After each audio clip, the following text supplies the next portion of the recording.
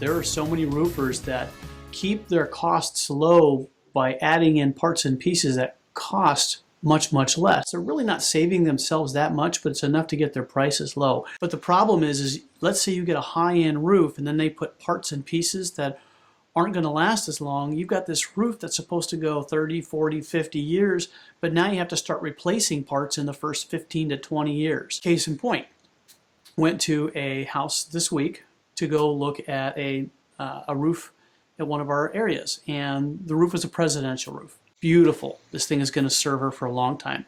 It's about 10 years old. It's considered a 50-year roof. And so she's going to get quite a few more years out of this thing. But it's 10 years old and she's already starting to have issues where we have to replace. The ridge caps, they used really just junk of ridge caps. So the shingles are good, but they didn't put the manufacturer's ridge caps on. They used an off-brand. They're literally falling apart on the top of the roof. So the entire run all the way across has to be replaced. I gave her a cost for that. And then we started talking a little bit more about the other parts and pieces. So again, the roofer put this beautiful presidential roof on, 50-year roof. They used plastic can vents. What happens when you put a piece of plastic in the sun for 10 years? You know, I grew up in Texas. You should see what happens to a car dash in Texas if you don't cover the windshield. That's what happens on your roof. Everything is hotter, so if it's 80 degrees on the ground, it's 90 to 100 degrees on your roof, and it just cooks that plastic. And then you get these hairline cracks, and then you have to replace the pipe, the can vents. Then you have pipe flashings. They're rubber. They last about 10 to 15 years. You have to replace those. So all those parts and pieces, before the roof is ready to be replaced, you're already starting to take it apart. You have choices for that.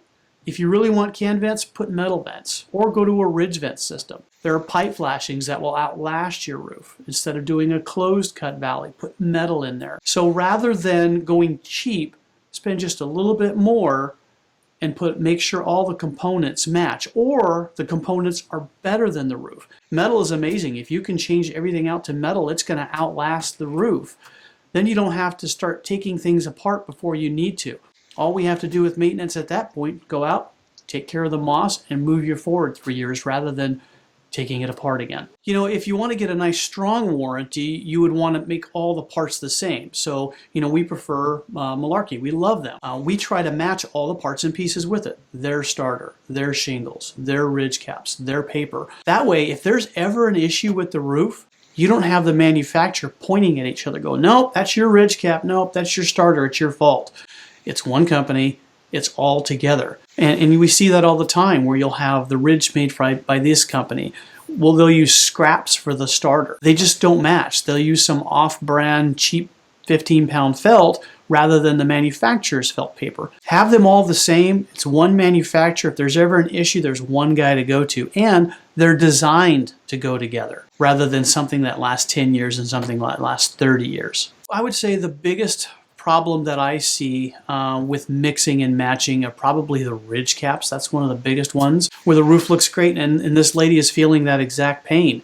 The ridge caps are falling off the entire roof. And if you have a roofer that didn't do a proper overlay on the top, once the ridge cap comes off, there's an open hole that the water runs down inside. Now the roofer's supposed to overlap the felt paper or have a ridge venter up on top and then have it protected. So if you lost a ridge cap, you still wouldn't leak. But if that roofer didn't do that, now you have a gaping hole with the plywood right there. And so that's one of the biggest ones. Paper, you know, manufacturers get around that, but that's probably the biggest one that you see the mix of.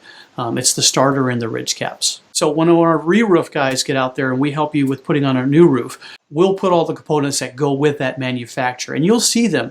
So if Jerry was doing a re-roof inspect with a homeowner and he went through it, he would line item all the parts and pieces as you go down on your bid, and we'll explain it to the homeowner what those parts and pieces are.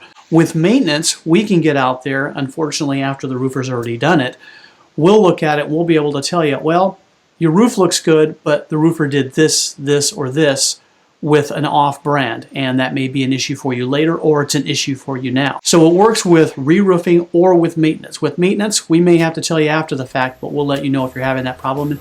And maybe you make that choice before they go bad. Say, let's go ahead and put the right one on there now, then I don't have to deal with it as a problem later.